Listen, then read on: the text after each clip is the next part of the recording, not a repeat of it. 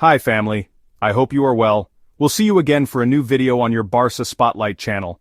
Thank you to everyone who has already subscribed and to everyone who is subscribing to our channel. We will debrief the match on the penultimate day of La Liga, which pitted FC Barcelona against Villarreal in Montjuïc.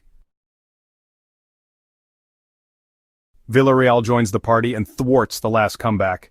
The yellow team turned the score around thanks to goals from Comesaña and Buchanan after Lamine Yamal and Fermín had reversed Ayoze's initial goal. Barring unforeseen circumstances, it must be said, Barcelona said goodbye to what had been their home for 2 seasons. The farewell was pleasant, with a good game against a good opponent, but with a result that was a small stain on the great party. The game went on for Barcelona, as the season has in some cases. It was, like the entire campaign, an afternoon of comebacks.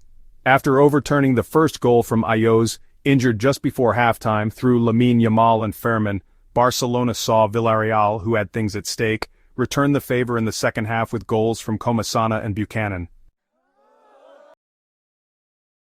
With the final exams already over, handed in, and passed with honors, it was time to enjoy a good afternoon of football against one of the most informed teams of the moment, Villarreal, who returned home with qualification for the next Champions League in their luggage. Barça?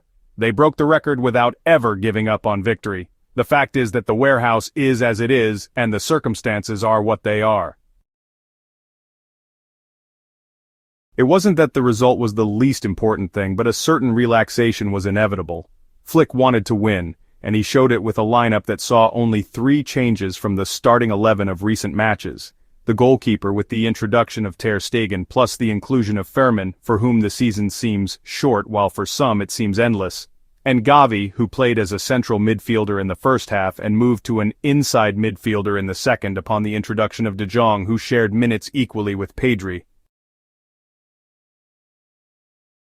Barcelona repeated the virtues and flaws of almost the entire season. They dominated, forced to come back from the deadlock after conceding a goal too early. They conceded to their opponents in many phases. They had Lamine Yamal as the driving force to create danger, and they always played with pace and high pressure, flirting with danger.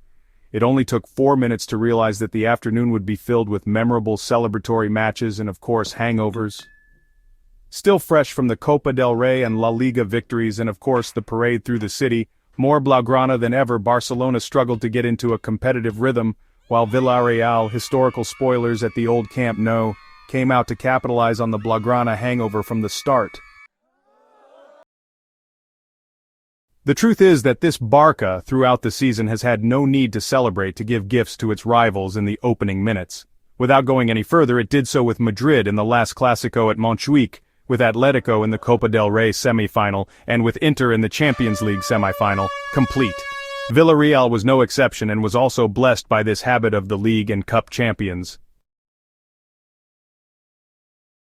Ayoze cleared a cross from Pepe, who had picked up a long pass behind Gerard Martin.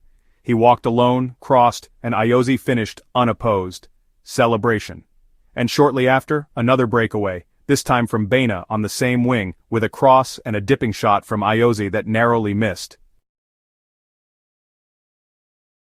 Once the visitors' traditional advantage was established, it was time to dominate and, relying on mobility, try to take advantage of this positional attack, with Villarreal alert for the slightest opening through which to dart like arrows on the counter-attack.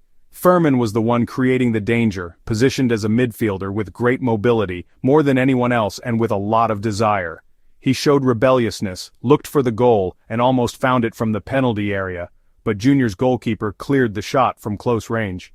A few minutes later he distinguished himself with a superb header from Lewandowski, after a sensational cross from Eric, another of Barca's most active players of the afternoon, alongside Fermín. With a start to the match that was similar to other afternoons, Lamine Yamal was no less. The star once again acted as such, combining from the right with Eric, entering and charging forward with his left foot to score his signature goal, this time placing the ball in the base of the right post, and not in the top corner, as he had done at Cornellà El Prat. A great goal too, and in added time he received a pass from Fermín, sent 2 balls upfield, and hit the crossbar. Fermín lacked a goal that would reward his efforts and, in a way, make up for the one he was robbed of in El Clasico. Pim-pam, said and done. Rejected by the defense, Fermín carefully collected it, a close shot, and this time Junior missed. It didn't take Villarreal long to get back into the party after returning from the locker room. A smooth introduction from the second line allowed Comesaña to take on Ter Stegen and slot the ball over to make it 2-2. Barcelona's dominance following Villarreal's draw lacked clear-cut scoring opportunities. Actions close to the area, safe long-range shots, wet powder and, in general, the reserve light on. As soon as Villarreal pressed, the third goal arrived, scored by Buchanan who finished off a cross from the side. Another great goal from Lamine Yamal. This kid needs to be addressed formally. The striker scores a superb goal for the third consecutive match with another signature shot. Don't let this season end. With this Lamine Yamal, let the party continue. Let the magic not stop. Let's live a little longer in this illusion. The Barca winger has once again astonished the world with his signature move, the one everyone knows and no one can stop. Control, pause, acceleration. He drifts to the right, cuts into the center and curls it precisely carefully with a left foot that is starting to be among the most respected in world football. This time it was Luis Jr. who was the victim, helpless in the face of that surgical shot that slipped just inside the post. Because this kid, even if it's time to officially call him, makes history every weekend. This is his third consecutive game in which he's scored. But beyond the statistics lies the feeling. Lamine masters timing, understands the game as if he had a decade more experience and executes with the freshness of someone who doesn't feel the weight of responsibility, but rather revels in it. He's already scored 18 goals this season. Add to that 21 assists, in a season that, whatever happens in the years to come, will remain etched in the collective memory of Barcelona fans. And it doesn't matter that Barca has already won La Liga. It doesn't matter that it lifted a Super Cup and a Cup during this magical campaign. For Lamine, there are no games without consequences. He plays every match with the same passion as when he started out, as if every ball were his first, as if every minute offered him a new opportunity to make history. In the locker room, they call him the kid, but his football has already reached an unusual maturity, almost uncomfortable for his rivals. Calm down, he's only 17, they repeat in Madrid with a mixture of skepticism and fear, because they know there are no breaks. That what's to come will perhaps be even bigger.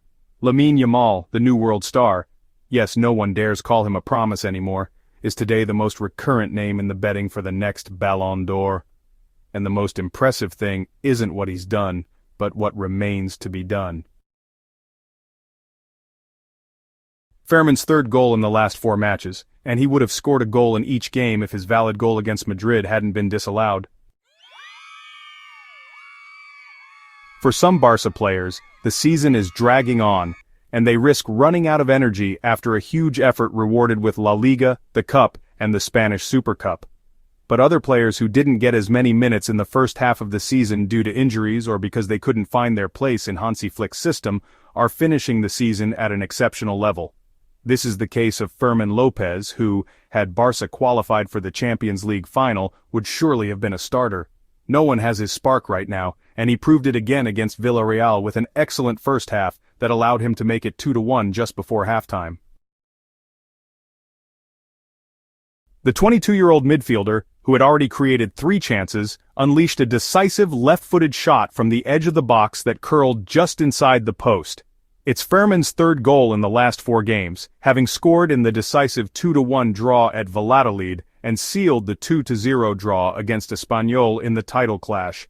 It could have been 4 out of 4, but against Real Madrid they had a 5-3 draw ruled out in added time due to a handball rebound that the refereeing analysts with the rules in hand for subsequent action agreed in their opinion should have been valid. He has 5 league goals all in 2025. Thank you for watching the video until the end. Thanks also to those who will take 2 seconds to like the video. Tell me what you think of the situation in the comment. Give us your opinions in the comment space. Share the video if you haven't already. Thanks again, good luck and see you soon for a new video.